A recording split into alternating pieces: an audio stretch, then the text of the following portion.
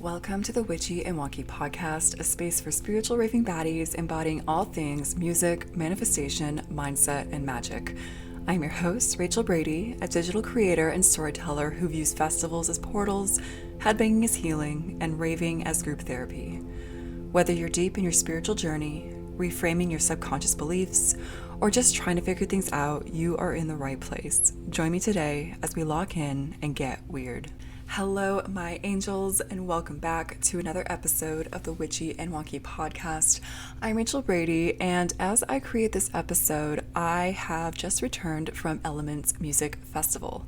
Now, if you are not familiar with this festival, it is a multi-genre EDM festival hosted in a beautiful forest area in Pennsylvania, and its main premise is honoring the four elements: earth, air, water, and fire.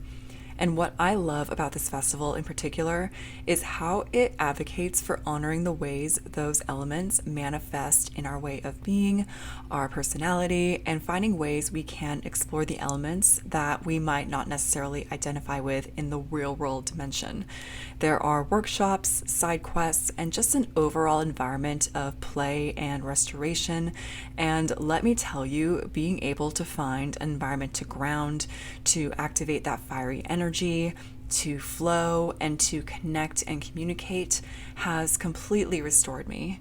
So regardless of your spiritual practice, if you have one at all, there is just something so eye-opening about being able to foster a place that you can take inventory of what your body, mind, and spirit are craving, and to have that experience reflected back in a way that most authentically aligns with you. After all, one of my favorite quotes that I stumbled upon last year was, "Elements doesn't give you what you want, it gives you what you need." And on a personal note, this was the festival that actually served as the catalyst towards Witchy and Wonky altogether. Now, this story is deeply personal, so there's still a veil of privacy for the deeper details, but I am going to get vulnerable for a moment.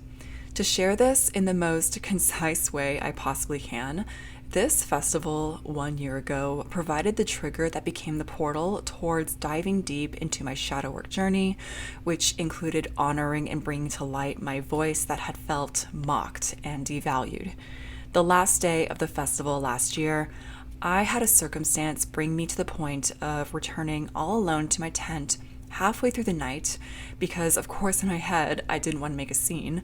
And I broke down all alone at that campsite in the most gut-wrenching, soul-emptying way possible. The way I describe it now is that I felt like I was dying and rebirthing myself all at once. And in a way, I kind of was. Bonus points for this happening amongst a full moon, which comes to play because after this minutes-long crash out, I felt this huge wave of peace wash over me. And that is when I first came into contact with Hecate. Now, if you hear that name and are unfamiliar with the goddess Hecate, she is the goddess of witchcraft, crossroads, the moon, much more, and has an insane amount of depth and rich history that I highly recommend researching if this intrigues you. But that is the night I unknowingly cried out to her after what felt like an eternity of feeling misunderstood and just utter confusion in that season of life. And regardless of your beliefs about deities, spiritual presence, anything like that, I'm sure you can empathize with a moment in your life where you felt like you just had absolutely nothing left to give. And there comes something, whether it's a sign, an unexpected connection, anything like that, which tells you in a very quiet, intuitive voice, you're safe here. What feels like the end is just the beginning. So that is where I started my domino effect of creating Witchy and Wonky altogether, where I took note of how I told my friends that festivals were my forms of wellness retreats, where I started to observe the blending of my mental health and spiritual journey with that of raving and festivals, and literally forged a path that was purely guided by my own voice, the voice that I finally believed in, the one that had felt misunderstood and ostracized most of my life because it was only meant to resonate with those who felt called to participate. And that is one thing in general when it comes to content creation, whether you create content in the spiritual space, the EDM or festival space, really wherever it is that you feel called towards, is that rejection and misunderstanding are the prices you pay for authenticity. And of course, it can feel like a humiliation ritual at first. Of course, you can have moments of, what am I doing? Who is this even for? But let me tell you, 1 year later, I am still actively learning and growing, but the amount of peace in my heart, the amount of genuine, amazing souls I've connected with through this work, the amount of synchronicities that keep me in that flow state and remind me that this keeps me tapped into source, has given me so much abundance and love in all of its forms. I am absolutely stunned and grateful to have faced the shadows of what had kept me doubting myself and my reality, what wanted to dim my light so badly, and in a very comically karmic way, only fueled my vision that much more and confirmed that my ascension after choosing myself was inevitable. So I felt called to share that story with you 1 year later. I felt like it was finally time to become vulnerable about it because so many actions of creation and beauty do have a counterbalance of pain and destruction. And while there was so much to celebrate and reclaim this year at Elements, it stemmed from this sort of deep grief that I had to feel a year ago, where I finally understood the resistance and forcing I was doing to make that old life work, and how that was just so much more painful to hold on to than let go. And of course, with full moons being a beautiful time for release, it was only right to have that shedding moment occur under the moonlight in a little tent with the goddess Hecate watching over me. So I know that that might seem a bit intense as an intro for this episode, but I really wanted to give context as to why this work is so significant to both my personal healing journey and to be able to create content that resonates with people on this path as well. Even if you don't walk the same spiritual path as me, or you are another part of your healing journey, or just caught the vibes and are along for the ride, you are so welcome here, and I hope that this episode as a whole, or even just parts of it, really does reach you when you are ready for it. So although there are many ways to have a life-changing experience at a festival that hopefully doesn't involve a spiritual awakening via crash out like me every single time, I wanted to discuss today the liminal space between the festival dimension and the real world dimension, why grounding and reintegration are such vital practices to smoothen that transition, and my personal take on curating a sort of energetic decompression reintegration ritual that allows you to honor the post-festival blues while also making sure all of those takeaways and connections can be infused into your daily life.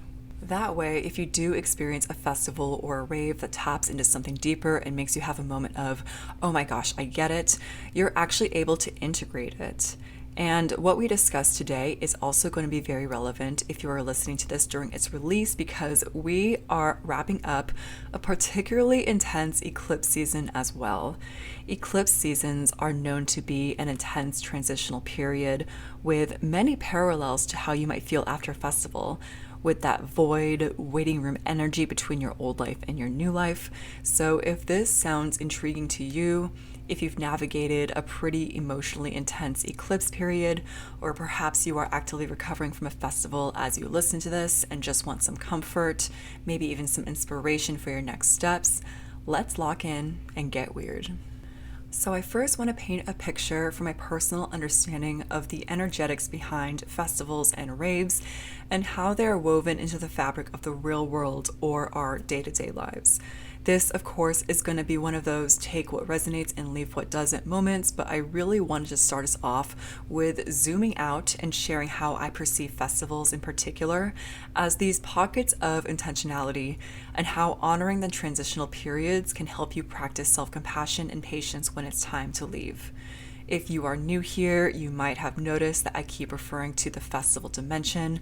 I sort of caught onto this term early on in my creative work because if you've ever immersed yourself in a days-long festival, especially one where you camp or just suspend reality for a bit, it truly does feel like its own world. Rave culture in particular, historically speaking, was developed as a counterculture designed to uplift and protect marginalized communities. So there are a lot of themes of community, self-liberation and expression, and fostering an environment where it feels seen to be safe and celebrated. If we go even deeper, festival culture also has many parallels to that of ritual and ceremony.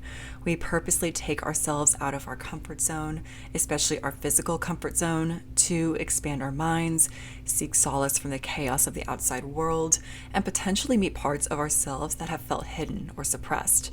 And if you're listening to this and want to explore these facets even more, I have quite a few episodes, particularly one on how I've grown to use raving as a form of shadow work that might be of interest to you. So make sure to check those out in your own time. But going back, energy just seems to work differently in the festival dimension. You might have heard phrases like the festival provides, or have experienced it yourself, a synchronicity that came at the perfect time, running into people consistently without planning or forcing, or having a sudden aha moment in the middle of a set. These occurrences really do stem from extended participation in the festival culture and noticing that there is a certain frequency that arises when you meet yourself at the crossroads of intentionality and acceptance. It almost feels like a little utopia at times, where it's okay to be silly and weird and whimsical, where your vibes are your most valuable currency, where connection can be found in something as simple as a shared headbang or trinket exchange. And while we don't want to completely idolize these sorts of environments to the point of bypassing, because of course they come with their own set of challenges that have a lot of roots in capitalism and other systems of oppression, you can start to see how people would gravitate towards these events as a way to log off, tap in, and recharge. Now, when you enter this dimension, you engage in this sort of energetic agreement that you've entered a space that, depending on your intentions, will encourage an environment that can crack you open, heal you, transmute energy, have answers present themselves, release stagnant emotions, whatever it is that you personally foster in your relationship with festivals. And this can be amplified with an intention setting practice beforehand, which I actually discussed in the episode before this, episode 9, which is all about creating an energetic pregame ritual that allows you to manage your headspace before the festival. So this episode is actually the companion to that.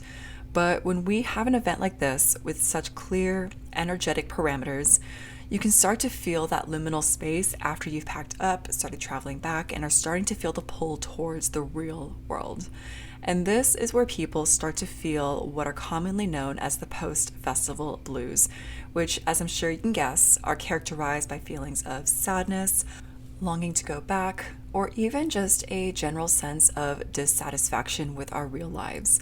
And let me be the first to say that these feelings are totally valid. I'm not going to get up on some high horse and tell you that you're wrong or not, quote, spiritually awakened if you feel very human emotions of bittersweetness, especially if your festival experience seems to be a stark contrast to your real world experience. However, and I'm not sure how much of a hot take this is, so if you don't agree, that is totally okay. I have noticed that for some people, especially those who consider themselves to be spiritually inclined, it can be easy to romanticize these festivals to the point that once they are over, there is zero attempt at reintegration, and it almost becomes this sort of energetic vacuum where they're constantly seeking the next spiritual high and rushing to book the next one, believing these are the only spaces they can have these experiences of connection and healing without grounding or taking action in their real lives. And again, this isn't meant to shame anyone who might resonate with this, but if you do notice yourself feeling discomfort with that notion, this episode might be of particular interest for you because, let's be real, life can be hard, especially if you are also living in the States and navigating the current socioeconomic and political climate like I am. I'm absolutely not going to yuck anybody's yum when it comes to seeing these raves and festivals as a form of escape, and this is not meant to deny you of any emotions like that, but what I do want to offer is a framework that you can play around with that helps to prioritize grounding, reintegration, and sustainability after the festival is over.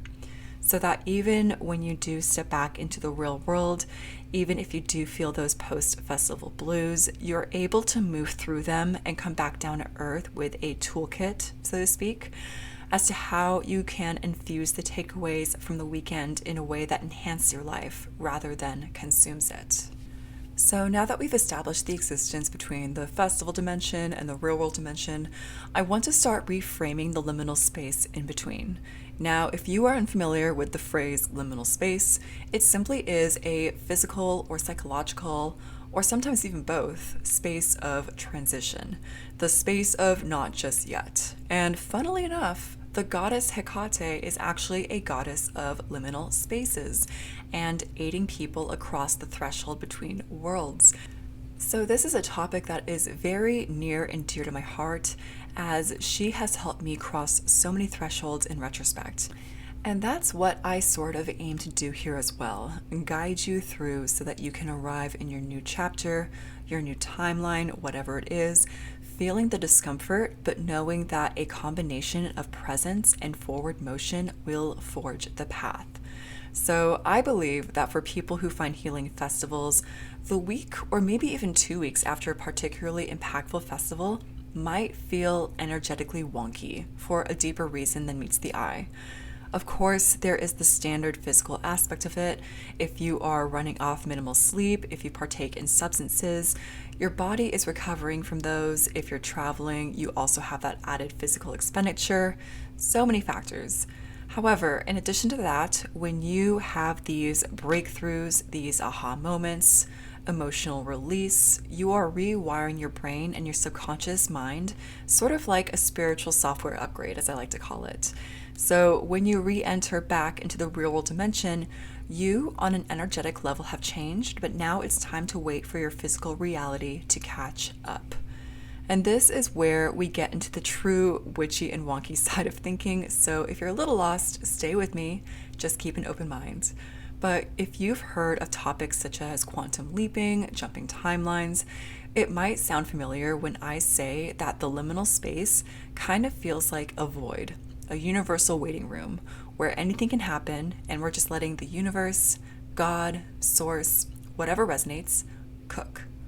So understanding this to the point of gnosis, which is the Greek word for spiritual knowledge, takes time and practice and is not some linear before and after, because as someone who has studied and lived this for quite a while now, I'm also not going to be dismissive and say things like, just trust the universe, because of course everyone is on a different point of their journey. So if you're listening to this and still wondering, well, that's easy for you to say, trust me, I still crash out and get confused and feel stagnant. However, also as somebody who has experienced quantum leaps and synchronicities that have directly stemmed from trusting liminal space, I do want to do my best to share how I personally have navigated these moments in a way that gives you room to breathe while also tapping into aligned action in a way that leaves you feeling recharged and not despondent. So if you are resonating with that feeling of being in a transitional period, wondering which way is up, we are going to lay out a very simple framework that is going to take your physical exhaustion into account, but also focus on recovery rooted in alignment. Long story short, how can we steward in the new timeline in a way that honors what we need? So with that, let's dive in.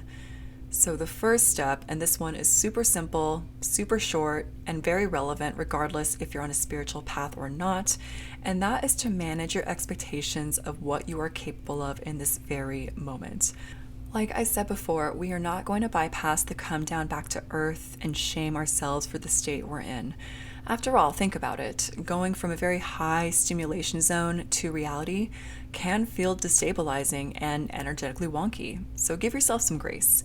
The goal isn't to rush the process or tell ourselves to just get over it. The goal is to create a ritual that honors our personal energetic needs.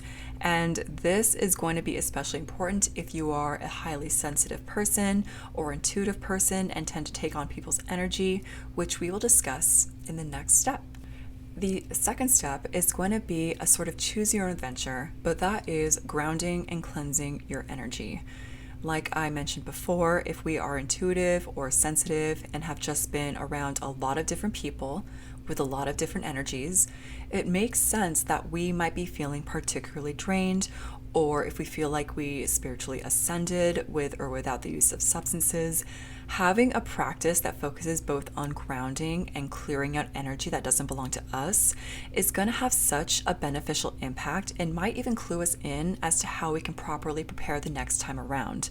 For me personally, I learned that utilizing energetic protection habits at the festival itself was very advantageous and minimized the amount of cleansing I would have to do afterwards, even though I still do it as a form of spiritual hygiene. In terms of grounding, this is going to depend on where you feel at home. If you love the water, taking a bath perhaps with some Epsom salts might help you feel connected back to your body. If you like your walks, going for a nature walk or just moving your body, doing yoga or stretching can again connect you back to your body in a way that feels a little less jarring.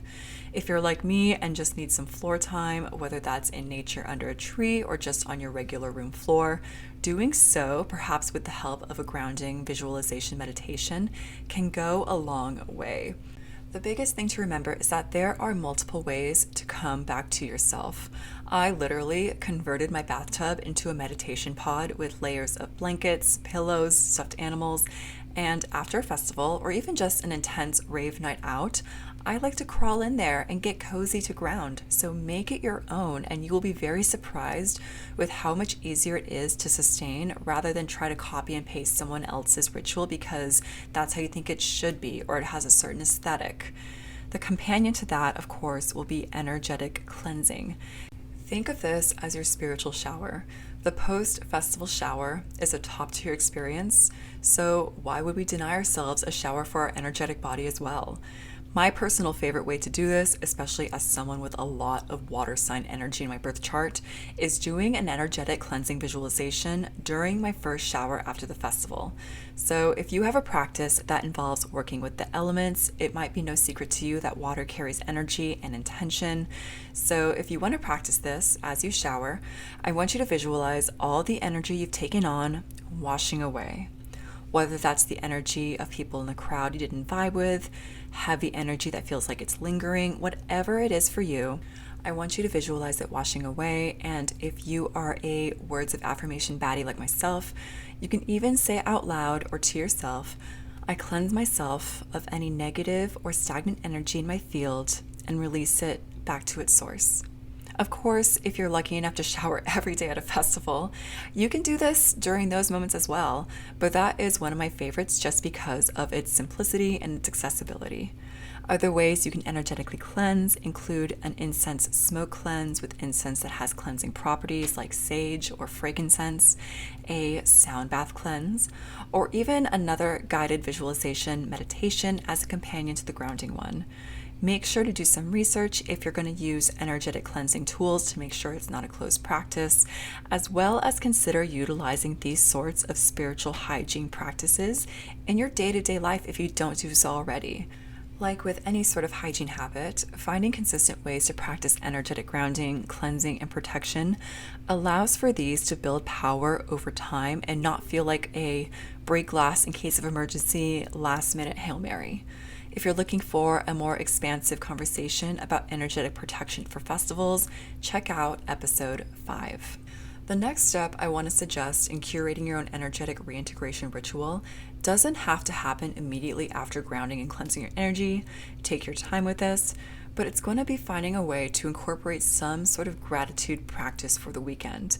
And this is coming from someone who used to absolutely roll her eyes when people would say things like, don't cry because it's over, smile because it happened. So I completely understand how navigating this might be bittersweet. However, gratitude is indeed one of the most powerful frequencies when it comes to calling in more of what you desire, and being able to cultivate some sort of gratitude practice that doesn't feel forced on your end is going to allow you to really tap in and take a meditative moment to reflect on what stood out to you, what you value, what you want to bring into your world dimension as well. After all, raves and festivals have the potential to serve as mirrors when it comes to what we are seeking in our day-to-day lives. So let me share 2 of my favorite gratitude practices that still allow you to hold space for all the emotions. The first one, as you might be able to guess, is for those who process information and energy in a more traditional meditative state. So, whether you choose to sit in silence, have some meditation music in the background, or even put on some music that transports you back to the festival itself, I want you to do your best to focus on what it is that made you feel the most alive, the most connected, the most free, whatever it is that you are seeking to infuse into your day-to-day life. When we are able to call back these emotions and hold that state of being and feeling, we are communicating with our energetic field that we are a vibrational match. And if we practice a sense of open-mindedness, the co-creative process expands its possibility for how it can introduce similar experiences into our real-world lives. So this is not to say that you're going to wake up and suddenly have festival tickets for life, although that'd be very neat, but it's going to send a message to your subconscious saying, we should look out for more opportunities to feel this way. It expands your awareness for those micro moments in our day-to-day lives where we can add a bit more whimsy, where we can show up for community, where we can practice the principles of plur, peace, love, unity, respect, responsibility. And when we are operating from that grateful frequency, it automatically creates a chain reaction that might take some time to cook, but it will be eventually reflected in our outer world as well. This is one of the most common phrases that I like to say for my personal spiritual practice, which is as within, so without. So take with that what you will. The second gratitude practice that ties into tapping into that festival frequency is very helpful if you're not a sit around, meditate in one place sort of person, and that is to create an abundance bowl. Now, this is a close relative to a money bowl, which is a prosperity ritual in which we use a bowl as a vessel to add in symbols, ritual ingredients, even money itself, to call in wealth and financial abundance. There are very many ways to go about this across many cultures, so that is a really fun research rabbit hole to dive down if you're intrigued, but I wanted to expand on this and create an abundance bowl focused on utilizing things like trinkets, candy, pictures, even festival wristbands to create an energetic container rooted in gratitude to call more of what those objects represent. And this doesn't even have to be a literal bowl. I actually have a few friends that make shadow boxes with these items to put on display like a little altar. So if you want to add a witchy or manifestation inspired twist to this, you can also add crystals, herbs, whatever magical tools you use in your regular practice as a sort of energetic boost. And as you do this, I want you to soak in that gratitude frequency, allowing yourself to use this as a form of meditation in itself when you're practicing presence and making it. You are creating an energetic signature with the items that feel most aligned with you, and you're creating a sort of call and response with the universe that says, I'm open to more because I'm grateful for what I already have. So depending on the bandwidth you have, because like I said, this doesn't have to happen immediately after or in rapid succession with a deadline, but being able to incorporate some sort of gratitude practice in your energetic reintegration ritual is going to create this sort of sense of possibility in your traditional state of being. Because what it's doing, it's rooting you in a state of abundance. And what do I mean by this? When we are locked into a period of transition where we aren't immediately immersed in the environment where there's concrete physical evidence all around us, it can be very easy to fall into a mindset of chasing that next festival high, coming from this place of fearing missing out, or just wanting to manage the feeling of discomfort that comes with the come down by seeking out more.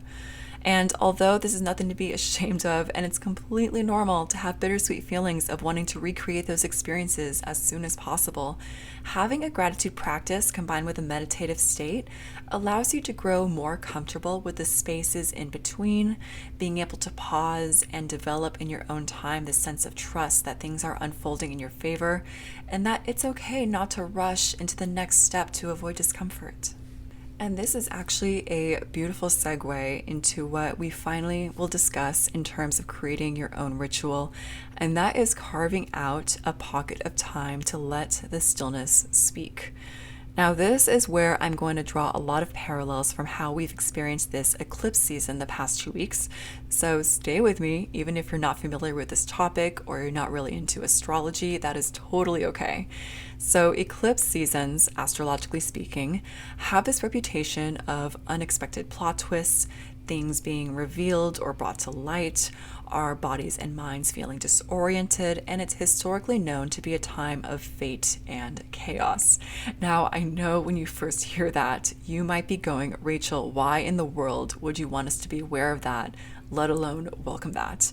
Which I totally understand, because I will be the first to say that physically, this eclipse season made me so exhausted and want to hermit hard. However, although eclipses are known for their chaotic nature, their main purpose is to bring to light what is no longer serving you and ask that you get out of your own way so that it can be cleared out.